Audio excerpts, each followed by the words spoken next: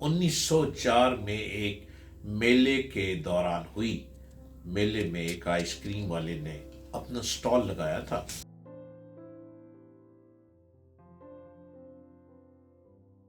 السلام علیکم۔ غلطی سے جو چیزیں ایجاد ہونے والی اشیاء وہ کون کون سی ہیں؟ کارن فلیکس۔ 1894 میں کیٹ کیلوچ ایک ہسپتال میں مریضوں کو کھانا دینے کی ڈیوٹی پر تھا۔ ایک دن اس نے مریضوں کو کھانا دینے کے لیے گندم کو ابالا، مگر کسی کام کے سبب اس ابلی ہوئی گندم کو دھوپ میں چھوڑ کر چلا گیا۔ واپس آیا تو اس گندم کا رنگ دھوپ کی وجہ سے بدل چکا تھا۔ مریضوں کو کھانا دینے کا وقت ہو چکا تھا، لہذا اس نے وہی گندم بیک کر کے اس پر دودھ ڈال کر مریضوں کو دے دی، جس کا ذائقہ مریضوں کو بہت پسند آیا۔ اس نے یہی تجربہ مکئی کے دانوں کے ساتھ کیا، اور اس طرح کارن فلیکس، آپ کارن فلیکس بہت کھاتے ہو گے نا، کارن فلیکس کی ایجاد ہوئی۔ وہ ایسے ایجاد ہوا ہے کارن فلیکس، جو اکثر ناشتے میں استعمال کیا جاتا ہے۔ اب مائکرو ویون پرسی اسپینر دوسری جنگ عظیم میں ریڈار کے پاس ڈیوٹی کر رہا تھا۔ اس نے ڈیوٹی کے دوران محسوس کیا کہ جب وہ ریڈار کے قریب تھا تو اس کی جیب میں موجود کینڈی پگھل گئی، جبکہ اس کے جسم پر اس گرمی کا کوئی اثر نہیں پڑا۔ اس نے یہ تجربہ کھانے کی بہت ساری اشیاء پر کیا تو اس کو اندازہ ہوا کہ ریڈار سے ایسی شعاعیں نکل رہی ہیں جو کہ کھانے کو گرم کر دیتی ہیں۔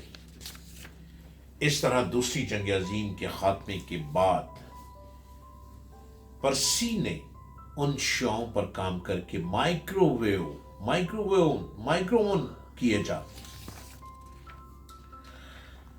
آئس کریم کون کی ایجاد 1904 میں ایک میلے کے دوران ہوئی۔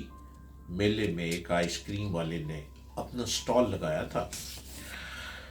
وہ ایک پلیٹ میں رکھ کر خریدنے والوں کو آئس کریم دے رہا تھا۔ رش کی وجہ سے آئس کریم تو بچ گئی، مگر اس کی وہ پلیٹیں ختم ہو گئی۔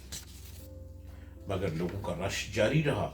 اس وقت اس کے ساتھ ویفرز کے سٹال والے ارنسٹ ہنگری نے، جس کے سٹال پر بالکل رش نہ تھا، آئس کریم والے کی مدد کے لیے اپنے ویفرز کو کون کی شکل میں موڑ کر اس کو پیش کیا کہ پلیٹ کے بجائے اس میں ڈال کر دے دے۔ لوگوں کو یہ ذائقہ اتنا پسند آیا کہ اس کے بعد آئس کریم کے ساتھ کون لازمی ہو گئی، کوکا کولا۔ 1885 میں جان پیمبرٹن، جو ایک فارمسٹ تھا پیشے کے لحاظ سے، وہ سر درد کی ایک دوا پر تحقیق کر رہا تھا۔ اس کے لیے اس نے کوکا کے پودے کے پتے اور بیج استعمال کیے تھے۔ ان کو پیسنے پر اس میں پانی شامل کرنا تھا، مگر اس کی بجائے اس نے اس میں غلطی سے سوڈا شامل کر دیا، جس کا ذائقہ سب کو بہت پسند آیا، اور اس طرح کوکا کولا وجود میں آ گئی۔ اب آلو کے چپس۔ اس کا موجد جارج کرمب تھا، جو کہ ایک ہوٹل کا کک تھا۔ اس کے ریسٹورنٹ میں روزانہ ایک کسٹمر آتا تھا اور فرنچ فرائز کھاتا تھا۔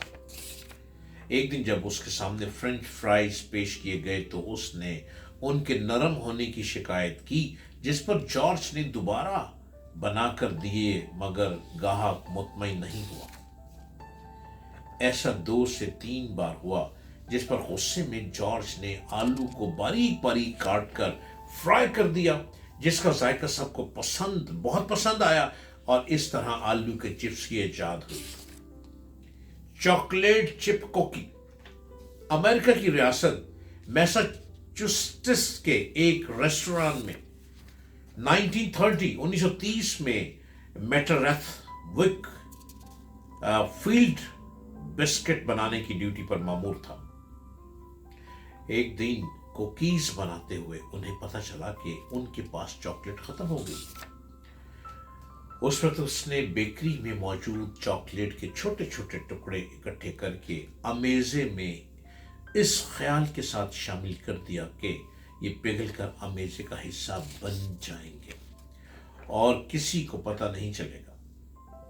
मगर बिस्किट की तैयारी के बाद भी ये उसी हालत में रहे और उनका जायका सबने बहुत पसंद किया। इस तरह चॉकलेट चिप कुकीज की ईजाद हुई। एंटीबायोटिक अद्वियात। स्कॉटलैंड से ताल्लुक रखने वाले अलेक्जेंडर फ्लेमिंग बैक्टीरिया पर तजर्बात कर रहे थे। इस दौरान खाने की प्लेट पर फफूंदी लग गई। तजुर्बे के दौरान ये फफूंदी गलती से उस जगह लग गई जहां तजुर्बात के लिए बैक्टीरिया मौजूद था। अलेक्जेंडर फ्लेमिंग ने देखा कि उस फफूंदी ने इन तमाम बैक्टीरिया का खात्मा कर दिया। उसने ये तजुर्बा बार बार किया और पेनिसिलिन नामी पहली एंटीबायोटिक दवा को बना लिया। ये चीजें कैसे बनी, कितनी रिसर्च हुई, कैसे काम हुआ? उल्टे पुल्टी रिसर्च के दौरान कोई चीज टेस्ट दे गई, कोई चीज बैक्टीरिया का हल निकल आया, किसी चीज ने चॉकलेट का हल निकाल दिया, किसी ने कौन आइसक्रीम बना दी। मिस्टेक्स होते होते आइसक्रीम खत्म तो कौन आइसक्रीम बन गई।